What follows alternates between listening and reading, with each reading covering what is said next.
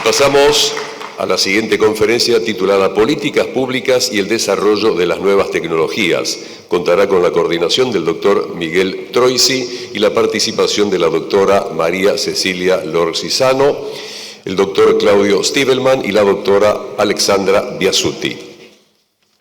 El doctor Miguel Troisi es vicepresidente de la obra social Acción Social de Empresarios. La doctora María Cecilia Lorzizano es secretaria de Gestión Administrativa del Ministerio de Salud de la Nación, es abogada por la UBA y especialista en sistemas de salud y seguridad social. Posee una vasta experiencia en gestión pública y privada, habiéndose desempeñado como subsecretaria de Coordinación Administrativa del Ministerio de Salud de 2016 a 2018 y como directora de la consultora EFIXI, especializada en soluciones de salud e innovación con tecnología de datos. El doctor Claudio Stivelman es médico por la UBA con más de 35 años de experiencia en gestión sanitaria. Actualmente es superintendente de servicios de salud, tras haber sido gerente general del organismo. Ha colaborado en la gestión de obras sociales, prepagas y sanatorios, siempre desde puestos de decisión. Ha trabajado para la cobertura de poblaciones de hasta 920.000 afiliados, liderando procesos de unificación, ampliación de redes de atención y modernización de sistemas. Fue gerente de prestaciones de importantes obras sociales. Su trabajo en la gestión siempre se ha enfocado en eficiencia, calidad asistencial y sustentabilidad. La doctora Alexandra Biasuti es subsecretaria de Seguridad Social de la Nación, abogada especializada en seguridad social, con más de 15 años de experiencia en políticas previsionales, docencia universitaria y publicaciones académicas. Magíster en Gestión de Sistemas de Seguridad Social por la Universidad de Alcalá de España y magíster en Asesoramiento Jurídico de Empresas por la Universidad Austral. Ya queda con todos ustedes el coordinador, el doctor Miguel Troisi. Hola, buen día a todos. Bueno, vamos a tener la oportunidad de acá de escuchar funcionarios de primerísimo nivel de 3 áreas claves de las gestiones de gobierno. Tenemos la representación del Ministerio de Salud, de Seguridad Social, o sea, de Trabajo, y de Seguridad Social y de Trabajo. 3 áreas claves. Así que, como estamos muy apretados de tiempo, le damos directamente la palabra a la doctora Alexandra. Muy amable.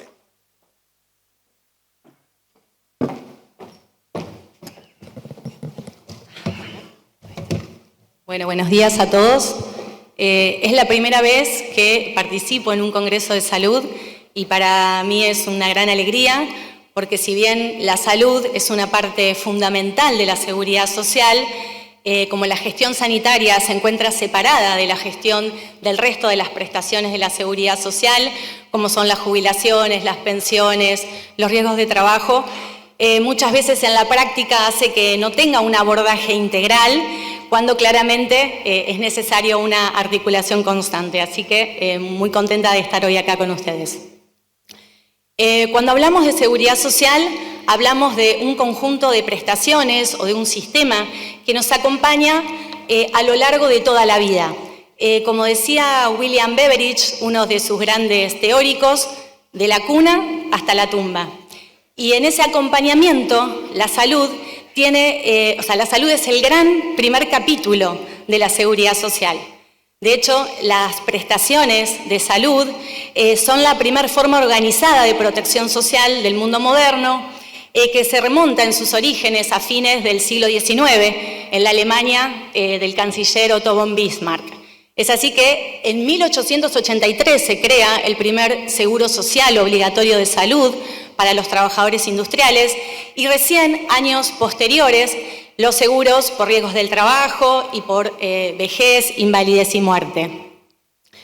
¿Por qué es la salud la primer contingencia en ser abordada? Bueno, porque tiene claramente una doble dimensión. Por un lado, el trabajador que se enferma dejaba de trabajar, de prestar sus tareas y por lo tanto no percibía ingresos y así quedaba desprotegido tanto él como su familia.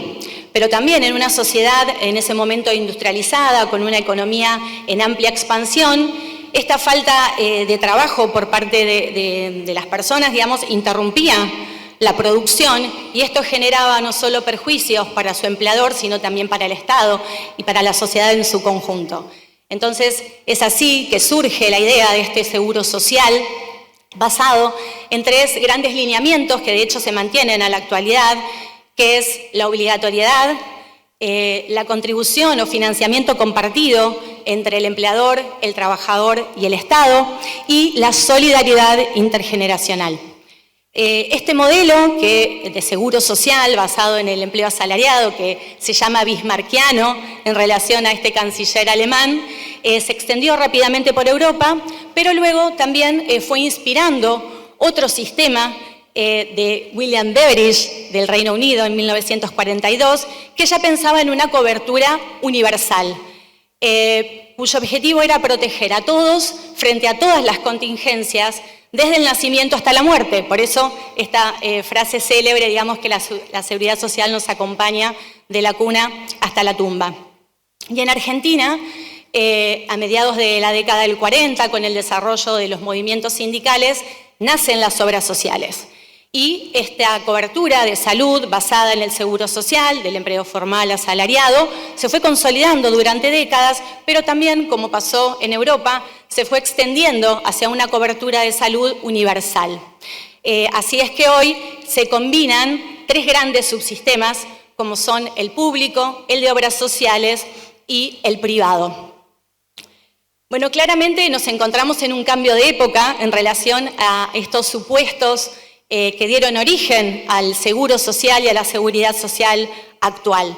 Ha cambiado la demografía, ha cambiado la composición y la conformación de las familias, el mercado de trabajo y, por supuesto, la irrupción de las nuevas tecnologías y de la inteligencia artificial ha profundizado aún mucho más todos estos cambios. En lo que hace a la demografía, bueno, como ustedes ya saben, Argentina presenta, igual que el resto de los países de la región, un envejecimiento acelerado, hay menos nacimientos, de hecho la tasa de fecundidad está incluso por debajo de la tasa de reemplazo.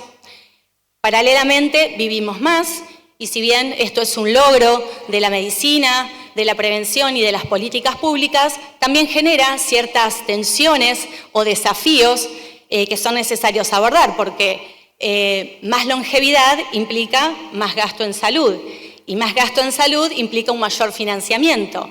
Y en un sistema de seguro social donde este financiamiento viene principalmente del aporte de empleadores y trabajadores, con una sociedad envejecida donde tenemos menos trabajadores en edad activa, genera esta tensión y esta gran pregunta de cómo hacer sostenible estos sistemas. También el tema del envejecimiento poblacional nos pone la necesidad de fortalecer todo lo que es la geriatría, la atención de las enfermedades crónicas y, por supuesto, todo lo que es el sistema de cuidados a largo plazo. También hay grandes transformaciones en lo que es la familia y las nuevas formas de convivencia. Hoy las familias son muy diversas, familias ensambladas, monoparentales y también mucha gente que vive sola. Y todo el sistema de cuidados que originariamente estaba concebido en el seno del grupo familiar, esto cambió. De hecho, hay una anécdota que cuenta Daniel Sigman, que es un médico y comunicador, que en la pandemia muchos adultos mayores fallecieron, pero no por enfermarse de COVID o por no tener recursos, sino por estar solos, por no tener con quién estar. Y si esto nos conmueve, pero también nos interpela a pensar que hoy ya la vulnerabilidad no tiene que ver solamente con la falta de ingresos, sino también con el tema de la soledad, con esto de la red de apoyos. Por eso es muy importante fortalecer todo lo que es el sistema de cuidados a largo plazo para las personas mayores, que de hecho es uno de los grandes talones de Aquiles de la región. Y en esto las tecnologías, la inteligencia artificial puede ser una gran aliada. También otra de las transformaciones que vemos es en el mercado de trabajo. Este trabajador asalariado, formal y a tiempo completo que dio nacer los seguros sociales y la seguridad social ya no es la norma. De hecho, cada vez hay más trabajadores independientes, con actividades intermitentes, que combinan ocupaciones, todo lo que es la automatización, la digitalización, la economía de plataformas, claramente ha transformado la forma en que trabajamos, en que producimos y en que contribuimos.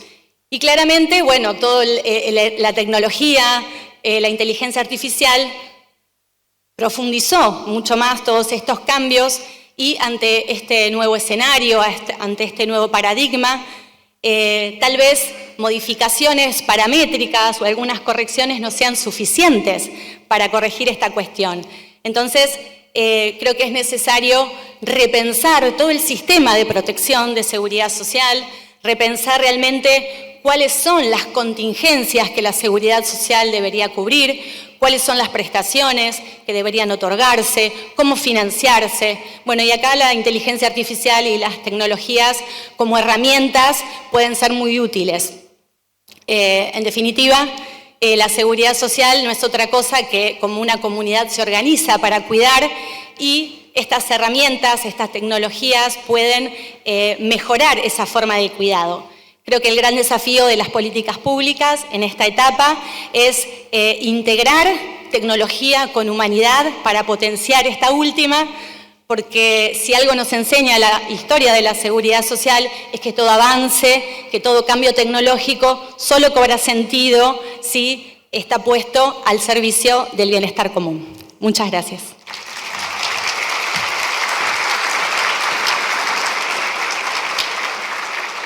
Bueno, agradecemos y felicitamos a la doctora Biasuto por su disertación. Le pedimos al doctor Claudio Stiebelman si se acerca al podio. Buenos días a todos. Muchas gracias por la invitación. Gracias. Seguramente voy a tratar de poner algunos números y algunos procedimientos y algo respecto de la seguridad social que por suerte acaban de mencionar y también algunas mesas anteriores. La mesa anterior me gustaría empezar por justamente contarles un poco para todos qué resulta de la superintendencia. En algún lado supuestamente hay que apuntar, pero esto parece que no es algo normal. A ver. ¿Para este lado? Acá. Por eso, no. Es fácil, pero no es para un funcionario público. Se ve que tenemos algunas dificultades, pero también lo tenían los privados, así que puede ser que empatemos. ¿Pido siguiente o probamos? Ustedes mandan. Bueno, ok. Bueno, ¿esto estaba prendido? Hola, sí. ¿Anda esto? Funcionario público que le emboca. Hola. Bueno, ¿estamos? La próxima es la producción de Tinelli. Bueno, números de la seguridad social. El país somos 46 millones de habitantes.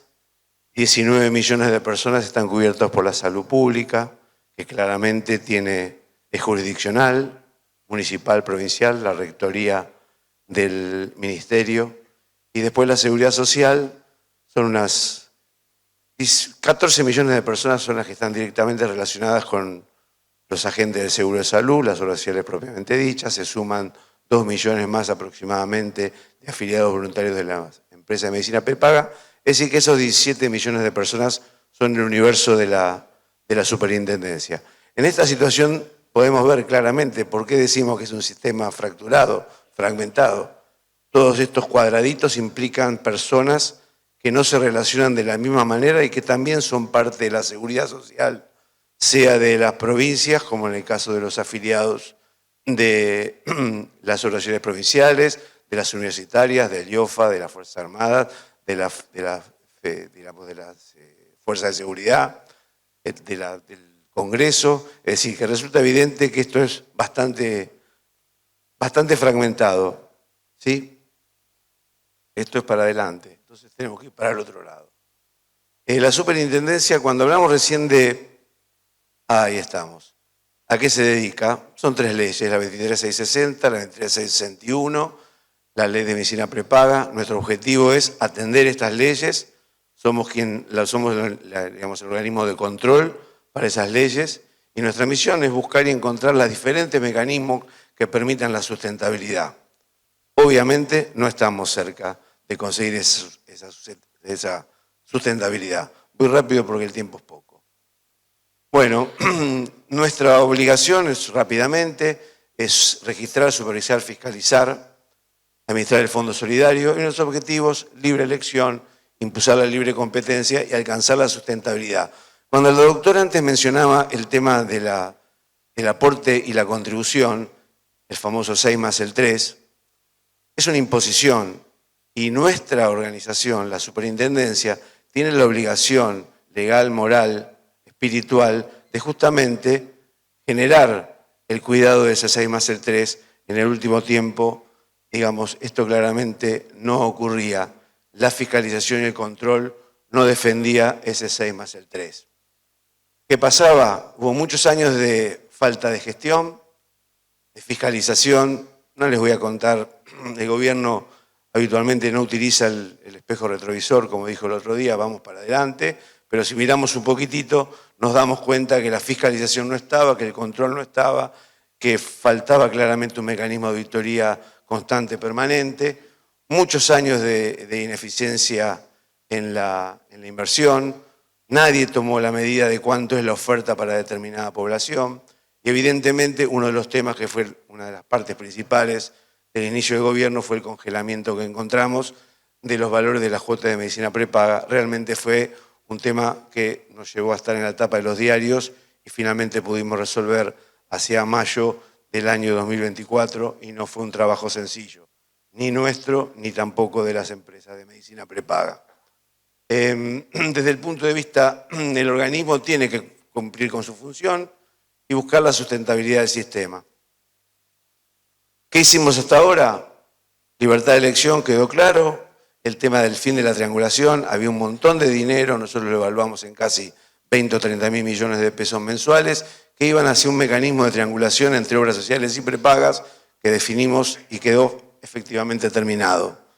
Los beneficiarios de la seguridad social no tienen cautividad ni el parking, como le llamaban antes, por un año, es decir, que cada cual a partir de empezar su trabajo puede elegir su obra social o, en este caso ahora, su empresa de medicina prepaga. Cambiamos temas de los subsidios, había un subsidio que era efectivamente generado para no crecer, había una cantidad de dinero en el subsidio único de mitigación de asimetría que se dividía entre las empresas de las obras sociales menores de 5.000, obviamente eso quedó derogado y el subsidio hoy claramente es mucho más progresivo.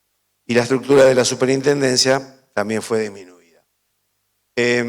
Los procesos de gestión para los beneficiarios los hemos cambiado, hemos disminuido notoriamente, muchas de las empresas y obras sociales están un poquito enojados, pero claramente había que cambiar el mecanismo de reclamo. Los reclamos duraban años y no llevaban a ningún lugar.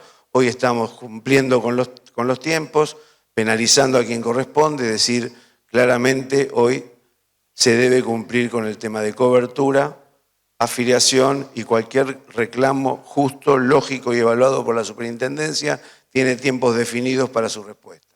Y estamos efectivamente penalizando a quien no cumple. Escribimos, como hemos hecho muchas auditorías y tuvimos que intervenir obras sociales, el Ministerio hizo un manual de buenas prácticas a nuestro pedido para los interventores y efectivamente esas se están llevando adelante. Creo que todo lo que hablamos antes tiene que ver con sustentabilidad y todo lo que tiene que ver con tecnologías despiertan situaciones como tiene que ver con la judicialización, ¿sí? Que tienen que ver con las canastas de cobertura, todos mencionan habitualmente el PMO, todos mencionan el tema de los problemas de los amparos. Cada una de esas situaciones las estamos trabajando y creo que algunas ya están definidas y las vamos a empezar a mostrar. Ya las conocen. Claramente, antes lo mencionó el presidente de ACAMI sobre el tema de promesa, el procedimiento de mediación prejudicial, claramente hoy está funcionando. Tenemos un observatorio que nos informa semana a semana la cantidad de mediaciones solicitadas y semana a semana vemos quiénes responden y nosotros mismos nos ocupamos de verificar que las empresas llamadas a mediar vayan a la mediación, porque cuando imaginamos el procedimiento que lo hicimos con el Ministerio de Salud y con el Ministerio de Justicia desde la Superintendencia, entendimos que esto iba a reducir notoriamente, y ya está ocurriendo, el mecanismo de los amparos. Cuando hablamos de tecnología, empezamos a trabajar en el caso de la industria farmacéutica. Tomamos un leading case, que es la parte de hemofilia. Con hemofilia, como intermediario del árbitro del precio, establecimos un mecanismo de seguimiento de pacientes y conseguimos precios para las obras sociales que se anotaran voluntariamente para los 3 medicamentos que cubren la hemofilia A en profilaxis, que es obviamente el factor 8, el recombinante, y también incorporamos el emicizumab.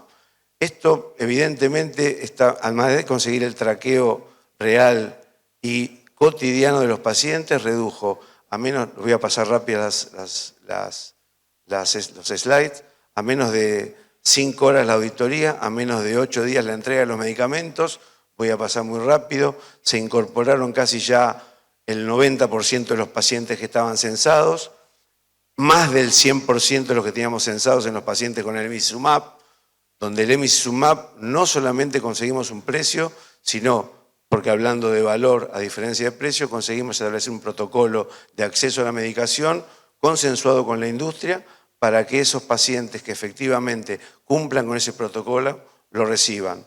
Y superó las expectativas porque teníamos 63 pacientes censados para el emicizumab y llegamos a 75. Rápidamente le dejo el numerito. Esta es la economía en el año para los pacientes, para 502 pacientes y 3 medicamentos, solo con buenas prácticas de compra, en forma directa, en forma sin intermediarios, estableciendo el protocolo de acceso. Pero cuando hablamos de tecnología tenemos que transmitir lo que nosotros pensamos que es la innovación. Y la innovación es algo parecido a esto. Yo esto ya lo pasé alguna vez, no es que viaje demasiado, pero digamos si tenemos una valija, tenemos esta otra, ¿y qué estamos dispuestos a pagar por la diferencia de estas valijas? ¿Sí? Claramente no parece que mucho, lo voy a pasar rápido porque hasta un funcionario lo puede entender, creo que ustedes lo van a entender mejor. Esta ya parece que tiene alguna otra diferencia, ¿sí? Y esta otra, digamos, cuando hablamos del beneficio marginal, ¿qué beneficio marginal hay entre el D, el C y el A? Pensemos un poquitito. ¿Cuánto estamos dispuestos a pagar por cada una de estas valijas? ¿Sí? Claramente pareciera que entre el A y la B, más allá de los colores que los respetamos, no pareciera haber un gran valor agregado. En esta parece que hay un poquito mayor. Ya tenemos, la arrastramos, tiene rueditas, ¿sí? Y esta otra, con respecto a la A, en realidad tendríamos que pensar cuál es la diferencia que hay entre la C y la D, ¿sí? Entre la A y la B, es decir, el valor de la tecnología sanitaria no depende exclusivamente del efecto que produce en sí misma, sino sobre todo del beneficio adicional que supone en comparación con las tecnologías disponibles. Si hablamos de tecnología, tenemos que hablar de resultados. Si hablamos de resultados, tenemos que hablar de valor. Y si hablamos de valor, primero definimos el valor y después definimos el precio. Ese es el espíritu. Se lo robé a un amigo mío, Esteban Lipchip, lo dijo Buffett, no me importa, el precio no es lo que yo pago, sino lo que yo recibo por ello. Y esto sí es copyright. ¿Quién decide la incorporación de la nueva tecnología? Esto sí se lo robé, pero está el copyright de Esteban, que es un amigo. A los que somos futboleros nos interesa esta parte. Veo algún hincha independiente por ahí en la primera fila.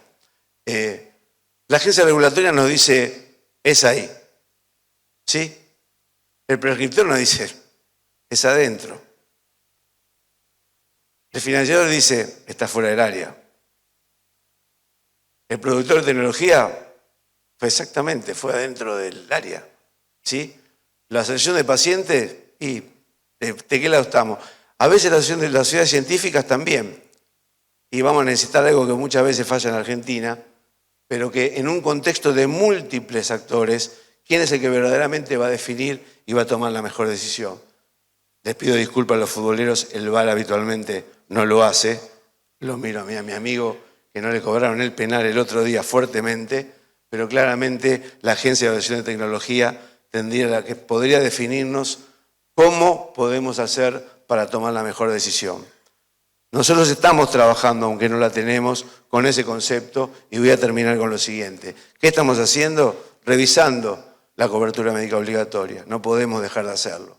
Estamos trabajando en implementar el SIGMAC, que es el mecanismo de seguimiento y la forma de adquisición de la tecnología para otras moléculas, para otros dispositivos, para otros mecanismos de gestión, para otros procedimientos y para cada una de las cosas que pretendamos que trabajen para la seguridad social y que deban definirse con un seguimiento concreto. Obviamente, todo lo que hacemos tratamos de hacerlo dentro de la mejor eficiencia en la tecnología de salud que adoptemos. El Fondo Solidario de Redistribución lo tenemos que transparentar aún más de lo que hacemos y eficientizarlo. Y obviamente, cuando hablamos antes de pensiones y de discapacidad, el mecanismo de integración, que es como la superintendencia paga con fondos de las obras sociales en la discapacidad, claramente estamos trabajando sobre eso porque tenemos que volver a fiscalizar, tenemos que seguir fiscalizando y controlándolo de forma más efectiva. Bueno, décadas de ineficiencia, digamos, claramente tenemos que trabajar mucho para que un sistema de salud sustentable, basado en la solidaridad, equidad y competitividad, es difícil y requiere tiempo, no es de un día para otro. Modificar la gestión ineficiente del Estado, pero también la cultura de actuar de los privados. Creo que todos estamos en el mismo micro y tenemos que ir para el mismo lado. Muchas gracias.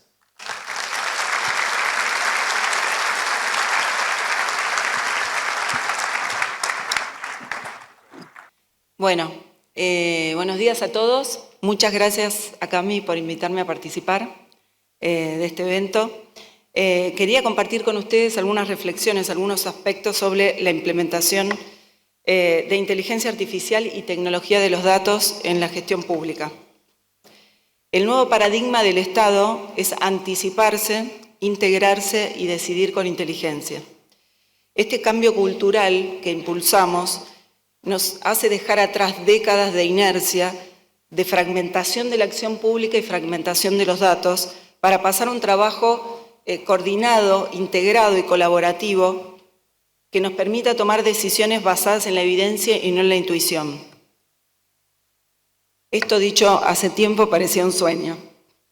La incorporación de inteligencia artificial y de analítica avanzada no es un fin en sí mismo, sino que es una herramienta que nos permite transformar los datos, gestionar datos de calidad, transformarlos en conocimiento y tomar decisiones para generar la máxima eficiencia en la asignación de los recursos y la transparencia a través de inversiones de precisión y que nos permitan hacer llegar los recursos, los bienes y servicios públicos de salud a aquellos que más lo necesitan.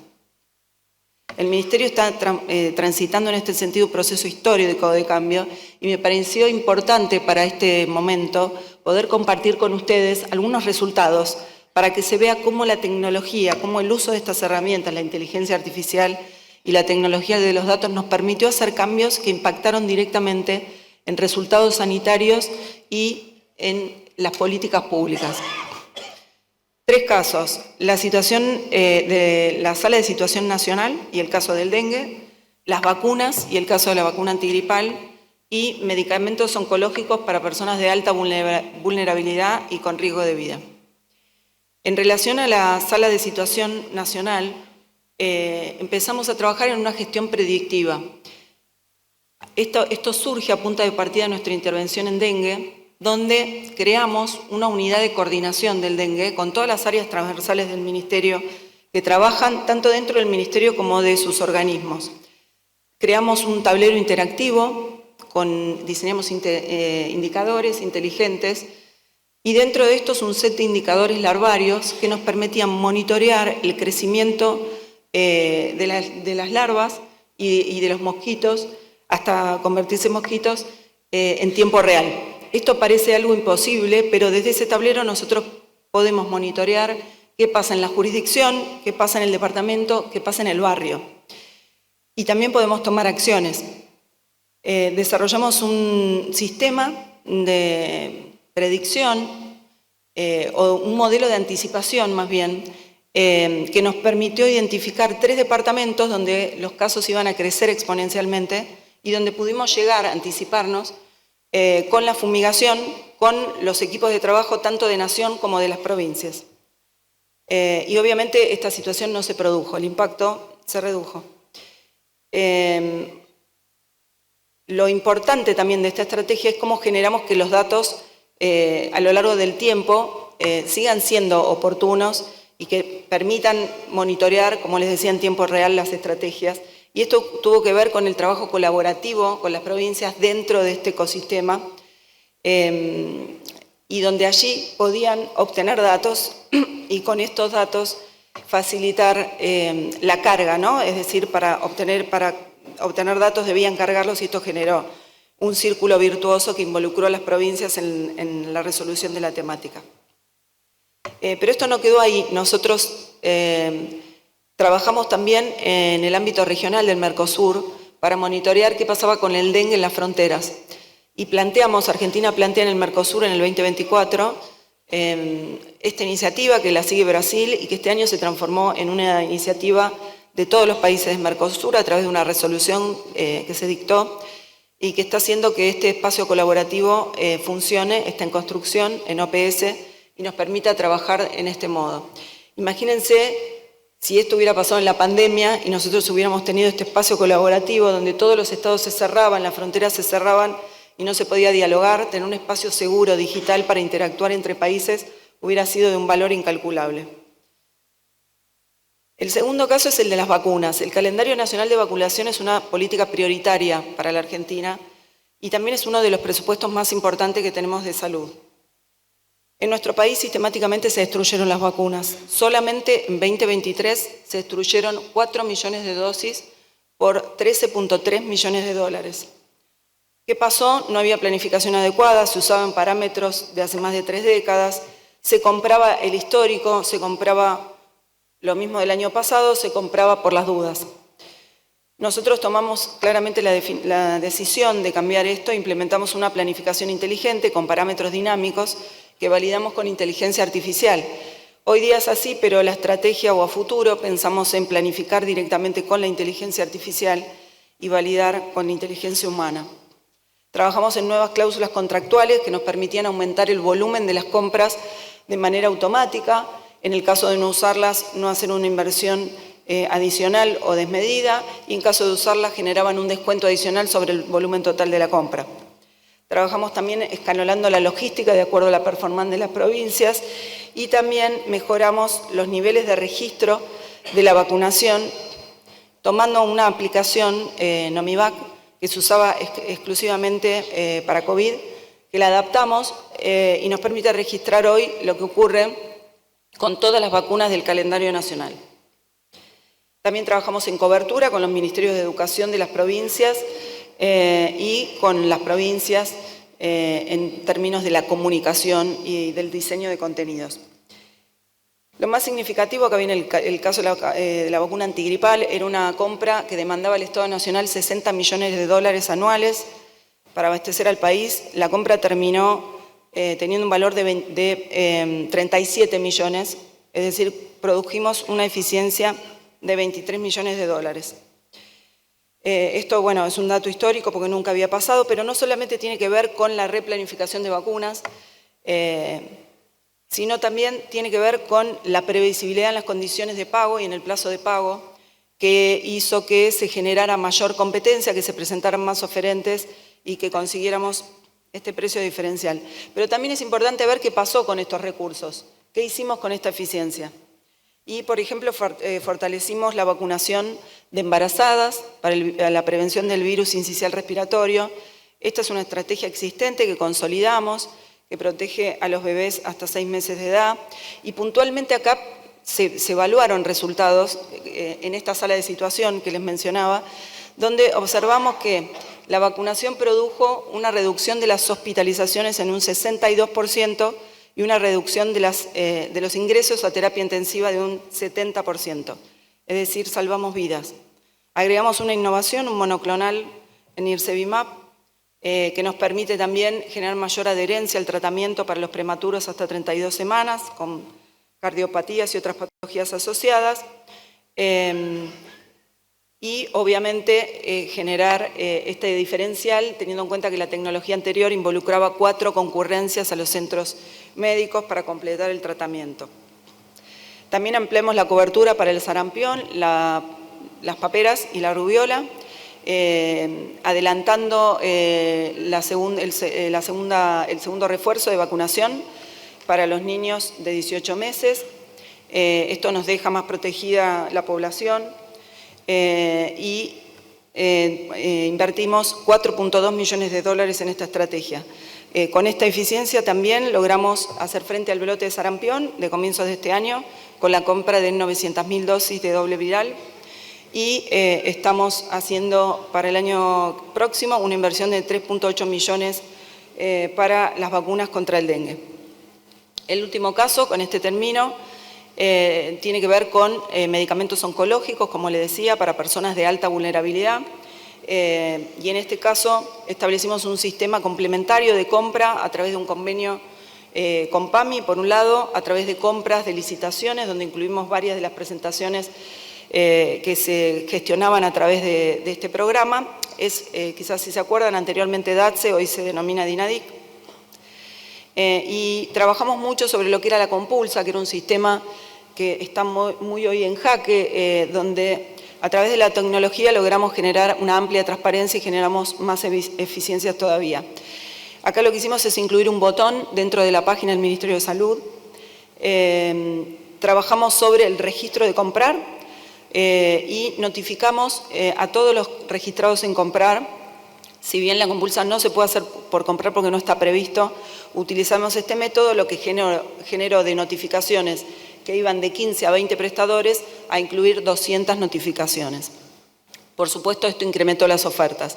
Lo otro que hicimos es publicar la comparativa de precios y esto hizo que se genere un círculo virtuoso sumado a las condiciones de previsibilidad de pago.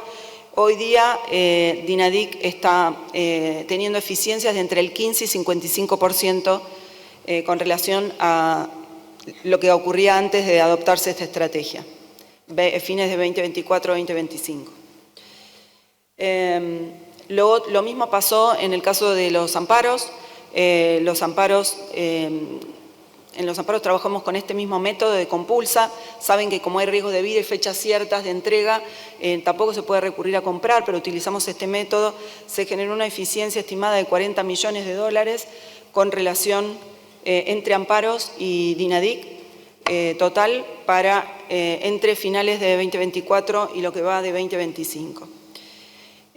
Bueno, como ven, me parecía por ahí interesante poder plantear cómo estas soluciones, cómo la tecnología se involucra en lo que es la gestión pública y realmente produce resultados que se traducen en mejoras sanitarias para la población y buscamos, sobre todo avanzando en esta línea, inversiones de precisión que nos permitan llegar a cada ciudadano con los recursos públicos y producir los resultados que buscamos y, por supuesto, adaptar y modificar o reforzar las estrategias, las políticas sanitarias que llevamos adelante del Ministerio de Salud. Muchas gracias.